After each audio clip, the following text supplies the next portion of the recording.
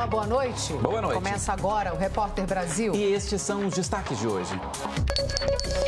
Opositores contestam o domínio total do Talibã no Afeganistão, dizem que ainda ocupam posições estratégicas no país e avisam vão continuar na luta contra o grupo extremista. A gente conta ainda a história da Miriam Gabriela. Ela se recuperou de um câncer aos 13 anos e agora chama todos para participar da campanha Setembro Dourado, um alerta para o tratamento precoce da doença em crianças e adolescentes. A gente não pode se entregar para a doença.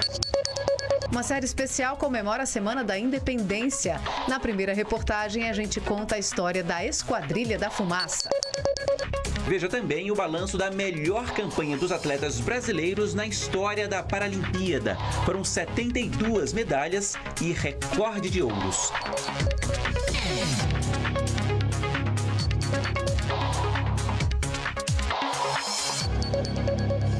Terminou nesse fim de semana a Paralimpíada de Tóquio. O Brasil fez bonito, alcançou a melhor marca da nossa história no número de ouros e terminou na 7ª colocação. A TV Brasil foi emissora oficial dos Jogos. Você viu aqui tudo o que se passou nesses últimos 13 dias. E para fechar a nossa transmissão, o repórter Igor Santos, que acompanhou tudo de perto, fez o balanço da Paralimpíada. Veja aí.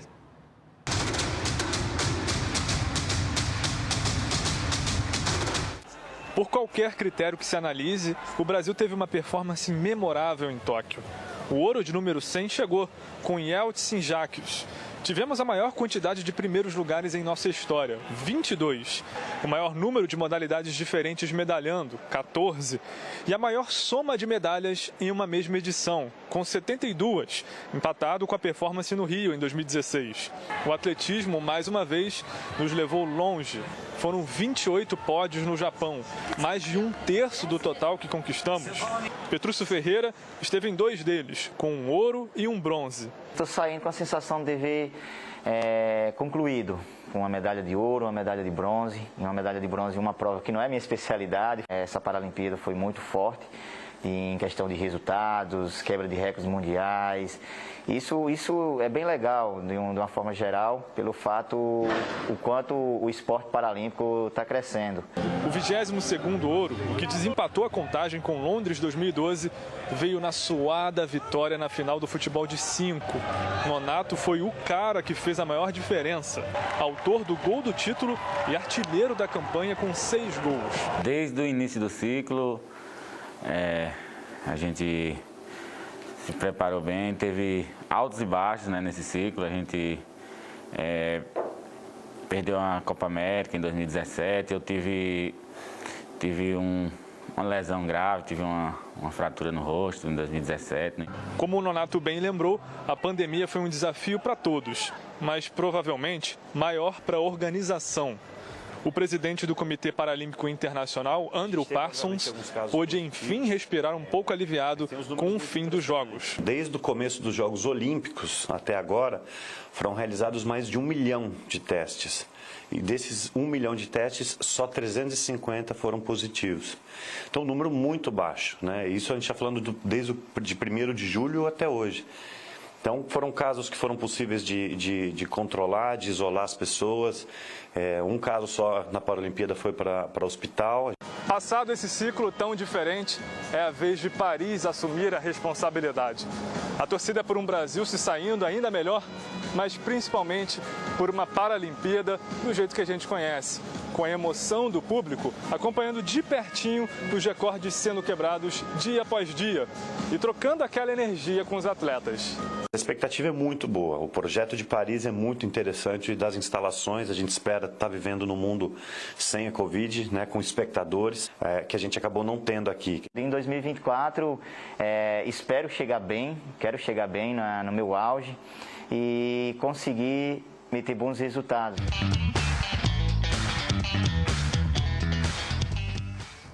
Vamos ver então como ficou o quadro de medalhas dos Jogos. A China terminou absoluta no primeiro lugar com 207 medalhas. Foram 96 ouros, 60 pratas e 51 bronzes.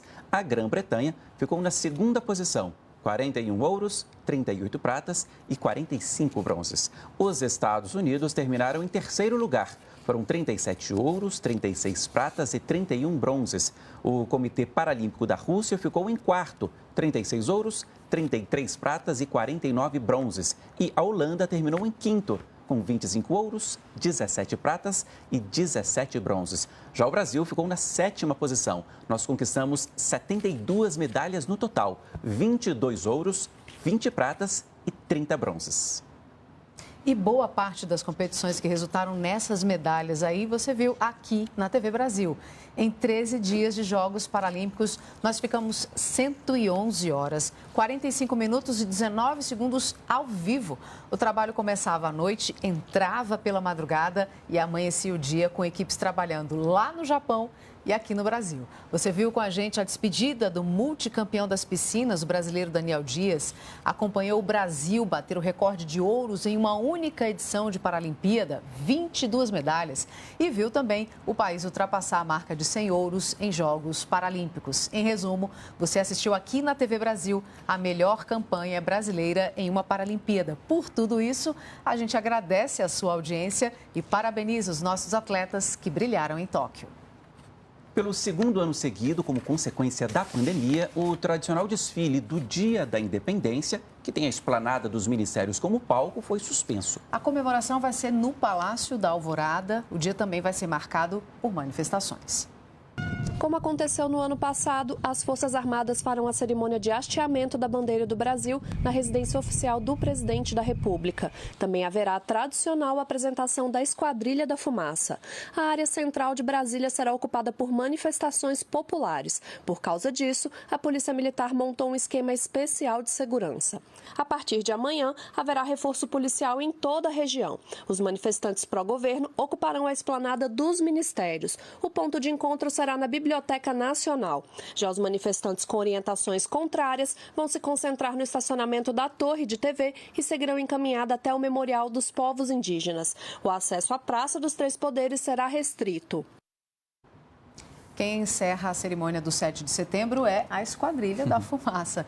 E até quem não entende muito de aviação já ouviu falar nela. São quase 70 anos de história e manobras que nos fazem olhar para o céu com olhos de criança. Um balé nas alturas. Sincronia. Perfeição. É como se o céu fosse um papel pronto para ser desenhado. Desde 1952, a Esquadrilha da Fumaça atrai admiradores e pilotos altamente capacitados. Um caminho extenso, de muito treinamento. A gente avalia o candidato aqui com pelo menos 1.000 horas totais e 500 horas de instrução. A partir daí ele vai ser submetido a uma série de avaliações e pelo conselho dos militares que estão aqui no IEDA naquele momento, naquele ano. O esquadrão aproxima a Força Aérea Brasileira do público por meio das apresentações, com manobras de tirar o fôlego. Então, quando o público vê os 6 aviões de cabeça para baixo, ou girando e algumas aeronaves de cabeça para baixo, normalmente essas são as manobras mais trabalhosas por ser um perfil diferente do que o aviador está acostumado a fazer. Para voar com tranquilidade, uma equipe formada por mecânicos e técnicos envolvidos com eletrônica e áreas de suporte forma um time batizado de Anjos da Guarda, com um trabalho minucioso em solo. A Sargento Thelma é uma dessas pessoas. O sonho de menina virou trabalho para a mulher. É um sonho que eu tenho desde criança, assim. Meu pai sempre me levou para ver as apresentações da Esquadrilha da Fumaça. Então eu cresci vendo a esquadrilha voar. E foi uma vontade que veio e, tipo assim, eu pude conseguir realizar esse sonho, né? E hoje fazer parte integrante da equipe da esquadrilha. E isso é bom porque acaba incentivando as outras mulheres também a buscarem e realizarem seus sonhos. O modelo usado pelo grupo é o Super Tucano A29, fabricado no Brasil pela Embraer, que é uma das mais importantes empresas da aviação civil e militar do mundo.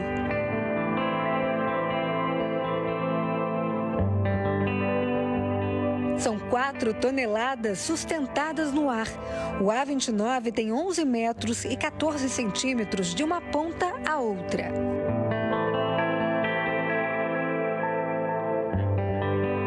E para riscar o céu, usa um combustível biodegradável que não gera poluição.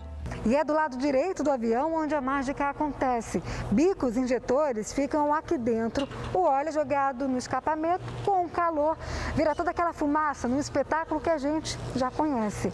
A parte interna do avião também gera muita curiosidade e eu vou ter o privilégio de conhecer. Vamos lá? Para mim, a dificuldade já começa para entrar no avião. Aqui no cockpit, ele é bem estreito, compacto, mas é até mais confortável do que eu imaginava. E olha, tem tantas informações, só que eu decorei uma coisa, que é este aqui, ó, o botão onde a fumaça é acionada. Eu vou falar para vocês. Eu estou parada, obviamente, dentro do hangar, mas só de entrar aqui dá aquele friozinho na barriga. Imagine só lá no alto. Antes de decolar, os pilotos se reúnem e revisam cada manobra que será feita. Depois, vestem os equipamentos, que incluem capacete, máscara com rádio e as calças anti-G. E aqui, quando eu estiver puxando uma acrobacia, que o sangue tende a descer, isso aqui está conectado na aeronave, vai ter ar pressurizado aqui e ele vai pressionar os meus membros inferiores. É uma calça que vai inflar. Dessa forma, o sangue não desce, ele permanece aqui nos membros superiores e a gente não apaga, como a gente fala, né? Então eu continuo consciente para continuar fazendo as acrobacias. É fundamental. Agora sim, o céu é o limite. A esquadrilha ela sempre esteve presente em Brasília no 7 de setembro. E nesse segundo ano de pandemia a gente está buscando fazer com que não seja diferente. Mas a fumaça vai buscar estar em Brasília, marcando presença. E o público não precisa se juntar em ponto nenhum, de onde estiverem ali na capital do país, vão ver a esquadrilha voar.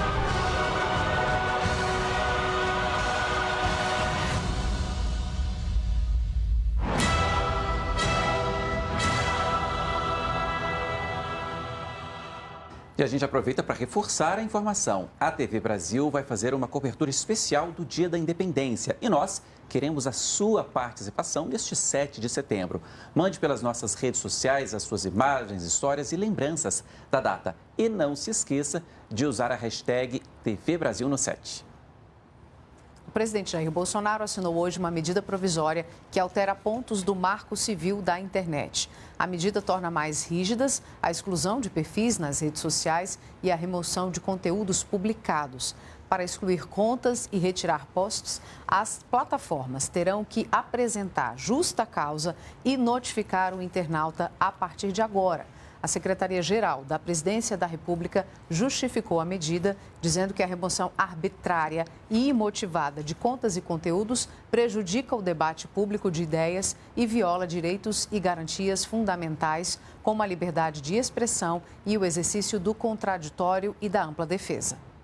Economia agora. Segunda-feira é dia de entender as previsões do Boletim Focus, relatório do Banco Central, que traz a expectativa de mais de 100 instituições financeiras sobre a economia brasileira. E quem traduz essas projeções para a gente é o nosso comentarista de política e economia, Ricardo Caldas. Boa noite, professor. O que esse conjunto aí de números mostra para a gente, indica para o nosso dia a dia? Boa noite, Paulo. Boa noite a todos que estão nos assistindo. Esse último Boletim Focus que saiu hoje, né, não é muito positivo, tá certo? O que nós temos em linhas gerais é um aumento da expectativa. Temos os números aqui, professor? Maravilha. Eles aqui, ó. Nós temos, então, um aumento da expectativa em relação à inflação, né, no caso medida pelo IPCA, que passou de 6,88, 6,9, vamos dizer, há um mês atrás, e agora já está em 7,58 e crescendo, eu diria, né? Em relação ao PIB, houve uma discreta, não chega a ser muito grande, mas um discreto declínio na expectativa de 5,3 há um mês atrás para 5,15 hoje. E na taxa Selic também, acompanhando naturalmente a inflação, uma expectativa de aumento, que ela estava estabilizada em 7,25, depois 7,5, agora já passou para 7,6, também com uma tendência ascendente. O dólar, que estava estável, também tem uma ligeira tendência ascendente. Então, de um modo geral, esses indicadores são indicadores de menos otimismo do que a gente estava acostumado. Eu diria de um otimismo moderado. As boas notícias ficam por conta do superávit comercial, que já está se esperando pelo menos 70 bilhões de dólares para esse ano, que seria um recorde, e também investimentos diretos estrangeiros que têm dado uma ligeira expectativa positiva de aumento, né? Apesar de nos mercados emergentes essa expectativa não é igual. Você mostrava ali para a gente que quando a inflação sobe, a taxa Selic sobe também para tentar acompanhar, para tentar controlar, não é isso? Porque a taxa Selic está diretamente relacionada com a taxa de inflação, né? Para combater a inflação, no Brasil nós temos nos concentrado muito na estratégia monetária, que seria justamente a taxa de juros. A estratégia fiscal não tem sido privilegiada tanto, né? Agora, uma coisa que a gente pode falar também, Paulo, que é importante, é que vamos dizer assim, essa redução do otimismo que havia no primeiro semestre aqui foi, em parte, causada pelos índices de inflação. Não custa lembrar isso, né? De junho e julho. Junho e julho, né? Junho 0,53%. Julho 0,90 praticamente, em torno de 0,9. E agora a prévia de agosto, que não é ainda a inflação oficial, é só uma prévia, também não ajuda muito, está em torno disso também, 0,8. Então isso está tirando um pouco do otimismo do mercado no primeiro semestre. Ok, professor, obrigado. Até amanhã. Até amanhã. A Organização Mundial de Saúde Animal concluiu hoje a análise dos 2 casos brasileiros do mal da vaca louca. A doença causa uma rápida deterioração do sistema nervoso central dos animais e pode ser transmitida de um para o outro e também para seres humanos. Por isso, existe um rigoroso sistema mundial de controle de rebanhos. Nesses 2 casos brasileiros, a organização entendeu que eles não representam riscos à saúde. Manuela Castro. A Organização Mundial de Saúde Animal concluiu que os 2 casos do chamado mal da vaca louca são atípicos e não representam risco para a produção de carne bovina no Brasil.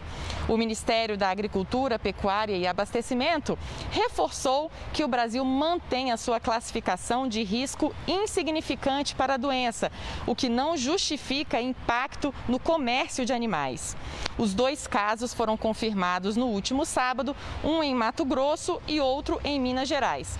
Além de fazer as notificações às autoridades, o Ministério da Agricultura também suspendeu o comércio de carne bovina para a China, porque isso faz parte de uma cláusula do acordo de comércio entre os 2 países. Em Feira de Santana, na Bahia, uma plataforma digital foi a saída encontrada por pequenos produtores da zona rural do município para escoar produtos que se acumularam durante a pandemia. Por meio da internet, eles voltaram a vender bolos, hortaliças, frutas, verduras. A reportagem da nossa afiliada à TV Feira. Alisson mora no distrito de Ipuaçu, em Feira de Santana. Ele produz couve, tomate cereja, manjericão e muito mais. O jovem de 18 anos é estudante de fisioterapia. Aprendeu a plantar com a mãe e há 4 anos vende os produtos cultivados no quintal de casa, sem agrotóxicos, em feiras da cidade. No início da pandemia, Alisson perdeu boa parte da renda. E não foi só ele que passou por isso, não. Mais de 60 famílias da zona rural de Feira de Santana ficaram sem saber como escoar a produção. Foi aí que o Sindicato dos Trabalhadores e Trabalhadoras da Agricultura Familiar de Feira de Santana teve a ideia de criar o Feira Virtual. Antes eu já comercializava, agora era em menor quantidade.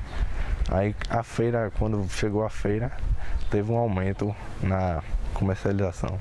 O projeto Feira Virtual foi criado em maio do ano passado. De lá para cá, mais de 3.600 produtos já foram vendidos. Galinha de quintal, hortaliças e os derivados da mandioca, como o beiju, são os mais pedidos. Os produtos são disponibilizados no site. Tem mais de 150 opções. Semanalmente, nós fazemos uma média de 35 entregas. São todas as quintas. Eu acho os produtos, em primeiro lugar, mais deliciosos, mais saborosos do que a gente encontra nos mercados. Eu estou colaborando com pequenos agricultores, né? Gente que precisa disso aqui para sobreviver. Daqui a pouco você vai ver. Opositores contestam o domínio total do Talibã no Afeganistão, dizem que ainda ocupam posições estratégicas no país e avisam vão continuar na luta contra um grupo extremista.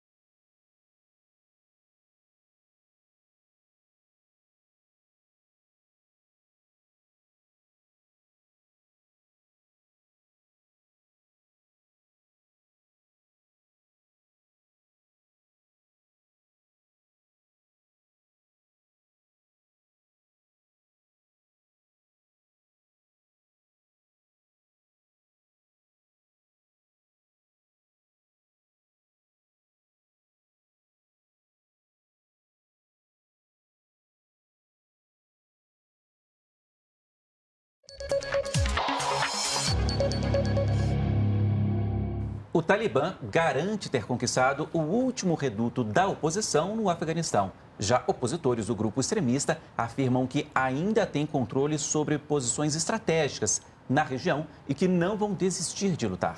Entre 1996 e 2001, quando o Talibã governou o país, essa região não ficou sob controle do grupo. Em meio a novas tensões, portanto, o aeroporto de Cabul voltou a funcionar, mas só para voos dentro do país. Na entrada do aeroporto internacional Hamid Karzai, na capital Cabul, os militantes do Talibã verificavam cada passageiro após a retomada de alguns voos dentro do país, entre Cabul e a cidade ocidental de Herat, Mazar-e-Sharif, no norte do Afeganistão, e Kandahar, no sul. As operações de voo já começaram e estamos aqui para manter a paz no aeroporto. Verificamos a bagagem aqui para evitar a entrada de qualquer coisa que possa representar um perigo dentro do aeroporto, disse esse militante do Talibã não identificado. Mas as decolagens internacionais ainda não foram permitidas. Imagens de satélite mostram 6 aviões na pista da cidade de Mazar-e-Sharif, aguardando autorização para fazer voos para o exterior e levar intérpretes americanos e afegãos que ainda não conseguiram sair do país. Essas ações acontecem logo depois que o Talibã reivindicou o controle total da província afegã de Panjshir, no nordeste do país, após intensos combates na noite de domingo, nos quais o grupo extremista teve o apoio das forças do Paquistão. O líder das forças de resistência, Ahmad Massoud, disse que está seguro. Trata-se do último reduto da oposição que ainda não havia sido controlado pelo Talibã desde que as tropas dos Estados Unidos se retiraram do país da Ásia Central no final de agosto. O porta-voz, Zabihullah Mujahid, confirmou que o Talibã agora tem o controle total do Emirado Islâmico do Afeganistão. Segundo ele, a guerra acabou. Agora todos devemos trabalhar pela prosperidade e pela preservação da liberdade, disse ele. Os moradores de Cabul estão ansiosos para encontrar trabalho, já que o Talibã prometeu anunciar um novo governo em breve. Aqui no Brasil, um incêndio atingiu um hospital de São Paulo esta tarde. Essas imagens divulgadas nas redes sociais mostram o tumulto na porta do Hospital Luz na hora do incêndio. O fogo começou na unidade materno-infantil, no térreo do hospital. Depois disso, o prédio foi completamente evacuado. Enfermeiras deixaram a unidade carregando bebês, inclusive. Os pacientes que estavam internados no local foram transferidos para outra unidade do hospital, que funciona num prédio próximo. Segundo o Corpo de Bombeiros, ninguém ficou ferido. Já as causas do incêndio ainda não foram divulgadas. Também em São Paulo, Edson Arantes do Nascimento, o Rei Pelé passou por uma cirurgia para retirar um tumor do intestino. De lá ao vivo, o repórter Pablo Mundim tem as informações para a gente. Pablo, boa noite. Como é que está o rei do futebol? Olá, Catiúcia. Paulo, boa noite a todos. Segundo o boletim médico aqui do Hospital Albert Einstein, está bem. Pelé, que tem 80 anos, foi internado no último sábado. O tumor no colo, que é uma parte do intestino grosso, foi identificado durante exames de rotina. Ele está na UTI, mas como está bem, está se recuperando, deve ser transferido para o quarto amanhã, de acordo com a equipe médica. E a gente continua falando sobre futebol. Brasileiros e argentinos aguardam uma definição da FIFA sobre a partida de ontem, que foi suspensa com cerca de 6 minutos. Agentes da Anvisa foram até o gramado para retirar do estádio 4 jogadores argentinos que atuam no futebol da Inglaterra. De acordo com as normas sanitárias vigentes no Brasil, estrangeiros que tenham passado pelo Reino Unido nos últimos 14 dias precisam ficar em isolamento. Mas eles continuaram com o grupo de jogadores e entraram em campo. Hoje à tarde, a Casa Civil da Presidência da República disse que os argentinos não solicitaram autorização excepcional para a vinda dos jogadores ao país e que a entrada deles foi irregular. A Polícia Federal abriu inquérito para investigar possível crime de falsidade ideológica. A AFA, Associação do Futebol Argentino, responsável pela seleção, afirmou que a equipe estava no Brasil desde sexta-feira e cumpriu os protocolos determinados pela Conmebol, a Confederação Sul-Americana de Futebol. Já a Conmebol informou que a decisão de suspender o jogo foi do árbitro e que a equipe de arbitragem encaminhou à FIFA um relatório sobre o que aconteceu. A FIFA confirmou que recebeu esse relatório e que vai analisar tudo antes de tomar uma decisão que ainda não tem prazo definido. Catiúcia. Obrigada, Pablo. A Anvisa interrompeu a distribuição de 12 milhões de doses da Coronavac que foram envasadas em uma fábrica na China que não foi inspecionada pelos técnicos da agência. Essa inspeção faz parte dos procedimentos necessários para a autorização de uso emergencial da vacina. Essas doses já tinham sido encaminhadas para estados e municípios que receberam a notificação para impedir a aplicação. O Instituto Butantan afirma que as vacinas desses lotes são seguras e que foi o próprio Instituto que notificou a Anvisa sobre o processamento das doses em uma fábrica que não foi inspecionada. Ainda de acordo com o Butantan, a fábrica recebeu certificações internacionais e a documentação relativa a esse processo foi repassada à Anvisa. A determinação tem prazo de 90 dias. Nesse período, a Anvisa vai avaliar as condições da fábrica para decidir se as vacinas poderão ou não ser aplicadas no país.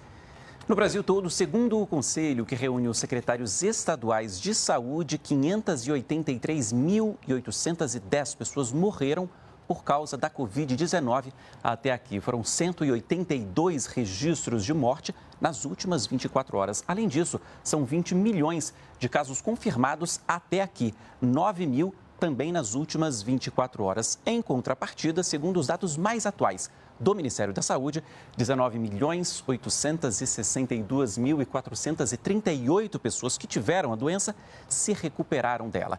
E a gente mostra também como está a vacinação pelo país num recorte por regiões. O norte do país aplicou até aqui 12 milhões de doses, quase 13 milhões de doses de vacina contra a Covid. O Nordeste, 43 milhões de doses. Centro-Oeste do país, 14, quase 15 milhões. Sudeste, região mais populosa do Brasil, 89, quase 90 milhões de doses. Por fim, a região sul do país, com 30 milhões de doses aplicadas. Ao todo, também segundo o Ministério da Saúde, foram distribuídas até agora 253.779.888 doses de vacina. Dessas doses, 196 milhões foram aplicadas nos brasileiros até aqui. 132 milhões de pessoas tomaram a primeira dose da vacina e 64 milhões tomaram também a segunda dose ou a vacina de dose única. A urgência em saber mais sobre a Covid chamou a atenção para a falta de um banco de dados científicos aqui no Brasil, que possa ser acessado por pesquisadores de todo o país. E para ajudar a resolver esse problema, vai ser criado um repositório, um imenso banco de dados, justamente para reunir essas informações. Até agora, 4 projetos foram selecionados. As entidades lançaram uma chamada para instituições de ensino e pesquisa. 4 propostas foram selecionadas da Universidade Federal do Ceará, Universidade Federal Rural da Amazônia, Centro Brasileiro de Pesquisas Físicas e Universidade Federal de Goiás. Elas vão receber apoio para a criação de seus repositórios de dados. É o primeiro passo para a criação de um sistema nacional. Futuramente, outras instituições poderão participar. Atualmente, essa estrutura é oferecida por algumas instituições. Por exemplo, a plataforma Sucupira, da Coordenação de Aperfeiçoamento de Pessoal de Nível Superior, CAPES. Mas, geralmente, elas disponibilizam somente os resultados das teses. O repositório, além de ser gratuito, também terá o conteúdo que foi utilizado para se chegar à conclusão dos trabalhos, como dados de pesquisas e entrevistas. Qualquer pessoa no Brasil e no exterior vai poder acessar esse banco de dados. Eles poderão ser reutilizados por outros pesquisadores para que possam analisar aquela mesma coleta de dados sobre um outro e diferente aspecto. Isso vai beneficiar e acelerar a pesquisa enormemente. A Fernanda é pesquisadora do Núcleo de Saúde Mental, Álcool e Drogas da Fiocruz. O projeto de pesquisa em que ela atua foi o primeiro na área de humanidades a ter os dados depositados em um repositório com acesso aberto. Está sendo depositado em acesso totalmente aberto e envolve elementos textuais, iconográficos, sonoros, e o crescimento que todo o grupo, em termos interdisciplinares, e a transformação de dados que nós tínhamos, essencialmente qualitativos, e na criação de metadados, tem sido muito importante, muito relevante para nós. A campanha Setembro Dourado é uma espécie de alerta contra o câncer infanto-juvenil. Ela lembra que também é preciso estar atento a sinais e sintomas em crianças e adolescentes. No Amazonas, por exemplo, esse tipo de diagnóstico cresceu 24% este ano apenas. Veja na reportagem da nossa afiliada TV Encontro das Águas.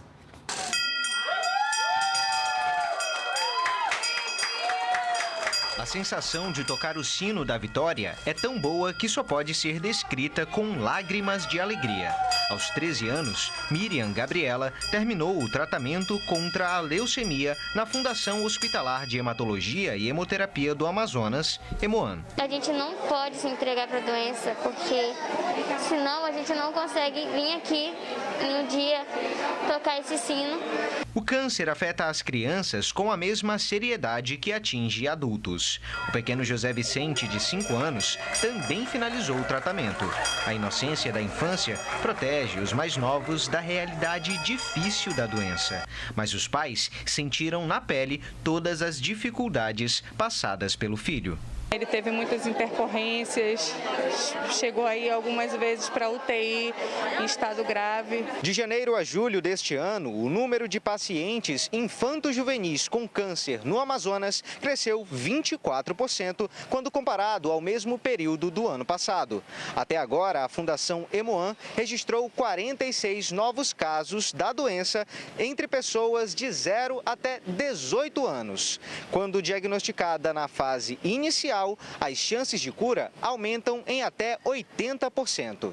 A diretora-presidente da Fundação Hemoan, Socorro Sampaio, acredita que o crescimento seja por causa de diagnósticos de tipos de pacientes que no passado não conseguiam chegar ao hospital. Esses pacientes que não iriam chegar conosco, hoje eles têm a chance de ficar curados, como essas crianças que bateram o sino hoje.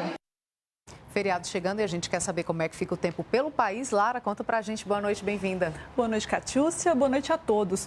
O destaque é o tempo quente e seco na região central do país. Aqui em Brasília, por exemplo, nós estamos aqui sob alerta laranja por conta da baixa umidade do ar. Isso significa que ela pode chegar a 12% nas horas mais quentes do dia.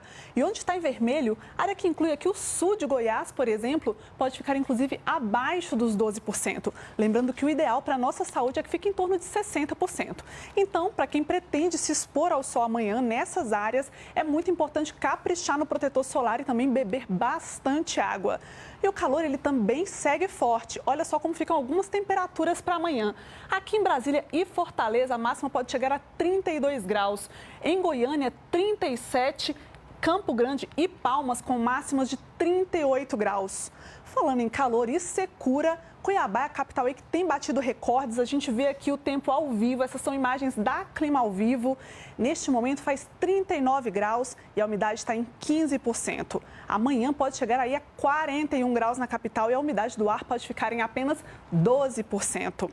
Mas olha só, se o tempo está seco aí em algumas regiões, na região central, né?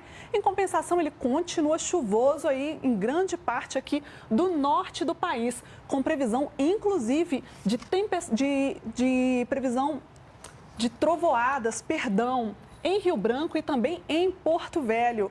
Já no sul do país, aí sim a previsão é de tempestade. No Rio Grande do Sul, por exemplo, o feriado vai ser de pancadas fortes de chuva, ventania e pode ter até queda de granizo. E a temperatura não vai passar de 18 graus em Porto Alegre. Para finalizar, então, vamos ao vivo até Caxias do Sul. Nesse momento, as temperaturas lá ainda estão baixas, 16 graus. Tem previsão de pancadas de chuva ainda hoje na cidade, hein? E amanhã, além da chuva, vai fazer calor também. A máxima pode chegar a 31 graus no município. Obrigada, Lara. Até amanhã. Até amanhã. O vice-presidente da República e presidente do Conselho Nacional da Amazônia Legal, Hamilton Mourão, embarca para a parte oriental da Amazônia esta semana junto com um grupo de embaixadores. A meta é mostrar o trabalho que tem sido feito para preservar o bioma. No fim do ano passado, a viagem foi para o lado ocidental da Amazônia. Além do vice-presidente Hamilton Mourão e dos embaixadores, também estarão presentes nessa missão representantes dos Ministérios de Ciência, Tecnologia e Inovações, Ministério de Minas e Energia, Ministério de Relações Exteriores e também do Meio Ambiente. O grupo se reuniu na manhã desta segunda-feira no Palácio do Itamaraty, em Brasília, para receber as primeiras informações sobre essa viagem de 3 dias até a Amazônia Oriental. Estarão presentes na missão embaixadores de vários países, como, por exemplo, o embaixador do Japão, Espanha, França, Reino Unido, Paraguai, Uruguai, Índia e Suíça. Vamos mostrar coisas boas, vamos mostrar projetos que estão em andamento e vamos mostrar os problemas que estamos enfrentando, né? O problema do desmatamento, que embora com essa alegre redução aí de 32,8% em agosto que tivemos em relação a agosto do ano passado, o desmatamento continua, sabemos disso, não temos nada a comemorar, pelo contrário, temos a incentivar de trabalho e vamos mostrar também a questão das queimadas, que está acontecendo, está chegando, tá? E isso nos preocupa, a ponto de nós queremos levar todos para que conheçam a realidade. Morreu hoje no Rio de Janeiro o pianista João Carlos Assis Brasil. Ele tinha 76 anos e estava internado desde sexta por causa de um infarto. Considerado um dos maiores pianistas do país, João Carlos Assis Brasil estudou piano clássico desde a infância e conquistou diversos prêmios internacionais. Se especializou na música popular americana, como nas trilhas de clássicos do cinema e no jazz. Aqui no Brasil, cantou com grandes nomes da nossa música, como Maria Bethânia, Zizi Posse e Ney Matogrosso. João Carlos também foi professor em escolas tradicionais, como o Conservatório Brasileiro de Música, a Escola de Música Vila Lobos e o Conservatório de Niterói, na região metropolitana do Rio, onde morava desde o ano passado. João Carlos era gêmeo do saxofonista Vitor Assis Brasil, que morreu em 1981.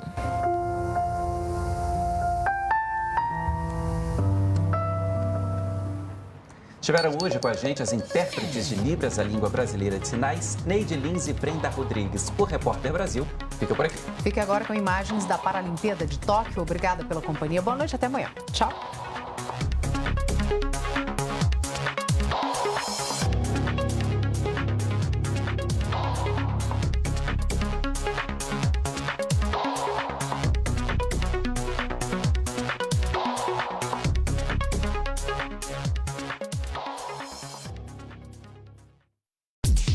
Thank you.